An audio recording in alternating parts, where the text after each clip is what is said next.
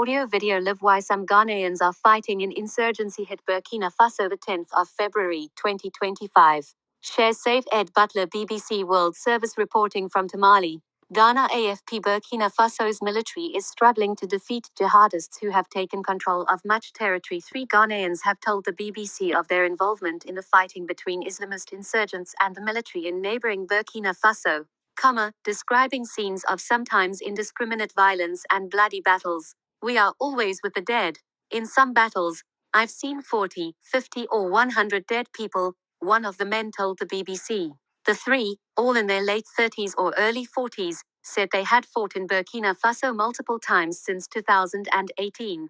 They crossed the porous 550 km long, 340-mile border between the two countries, without being detected by the security forces. They denied being primarily motivated by religion or being trained by the jihadists, saying they went to fight to defend civilian communities with whom they had strong family and ethnic ties. My elder brother, his wife and children were all killed by the Burkinabe army. It pains me a lot. The military came to their community in the forest.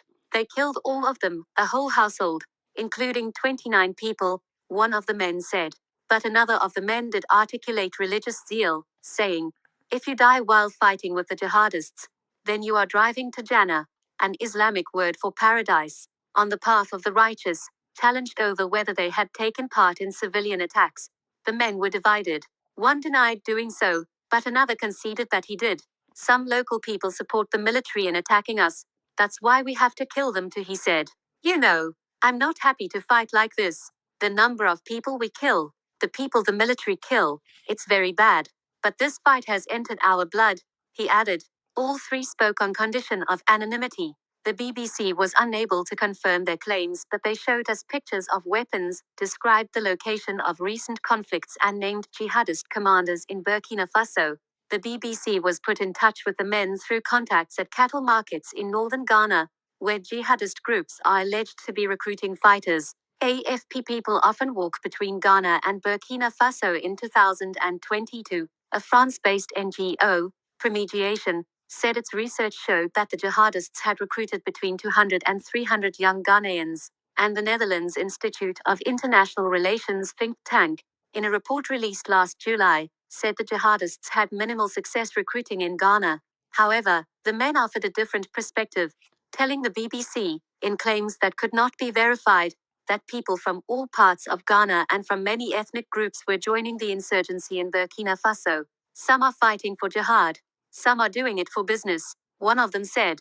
"The financial incentive comes in the form of the plentiful livestock that the jihadists steal from communities driven out of their villages. When we attack a community, we take their animals, sometimes 50, sometimes 100, the BBC was told by one of the men. The cattle are allegedly brought to northern Ghana and sold at markets. The trafficking across the border was confirmed to the BBC by cattle dealers. It is thought to have become a major income stream for groups like Jamaat Nusrat al-Islam wa al-Muslimin, JNIM, an Al-Qaeda affiliate that is the most active jihadist group in Burkina Faso. It also operates in Niger and Mali. The West African region was described by the UN last year as the epicenter of global jihadist violence. Aid agencies say that, over the last decade, some 2 million people have been displaced by the insurgency in Burkina Faso and tens of thousands killed.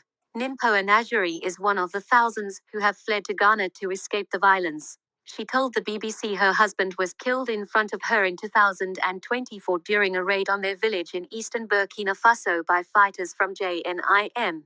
"They grabbed the men, and they beat them to death.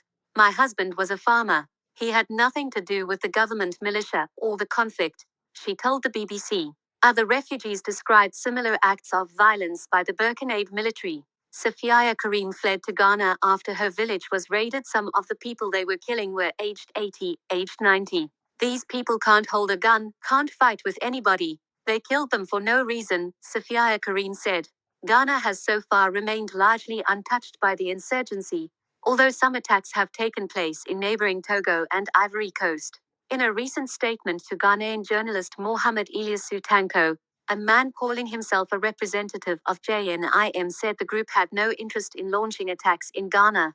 They JNIM fighters are not allowed to take any action against Ghana. "This is a clear and certain statement. JNIM do not seek war against Ghana, the man, known as Ansari, said in the statement, which the BBC has seen. However, an upsurge in communal violence in one part of northern Ghana has raised concerns that the jihadists are trying to exploit the conflict to their advantage. The town of Boku is embroiled in a decades-long struggle between different ethnic groups for control of the local chieftaincy. More than 100 people are thought to have been killed in clashes since fighting intensified in last October.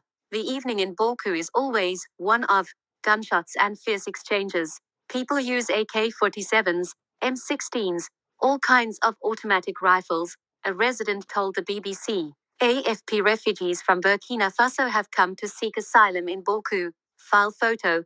JNIM smugglers are accused of selling weapons to both sides. We understand they are supplying weapons that they have taken from the military in Burkina Faso. They do this by relying on the trucks that travel up to Niger and back carrying onions. They hide the weapons inside those trucks, Tanko told the BBC.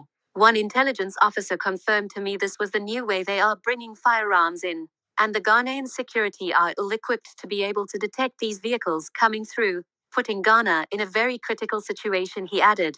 Ghana's Defense Minister Edward Omain Boma did not respond to a BBC request for comment. President John Mahama, who took office in January after winning December's presidential election, visited Boku last month in an effort to promote peace between the rival groups. However, gunfights continue to be reported. Ghana's governing party spokesman Sammy Gyamfi told the BBC that ending the violence in Boku was the government's #1 priority. The violence is already spreading, and if care is not taken, it's likely that insurgents from the wider region can take advantage of this conflict, he said. The three men the BBC spoke to said they did not rule out the possibility of the insurgency spreading. This thing can go to any place, or to any country. It didn't exist in Togo, but now the attacks are happening there. If they can go to Togo, they can get to Ghana. This thing is strong. It's powerful, one of them said. But another of the men took a cynical perspective, saying the insurgents in Burkina Faso were no longer waging an Islamic struggle. They just kill the people and steal their livestock. What is happening is not jihad, and so I do not like it, he said.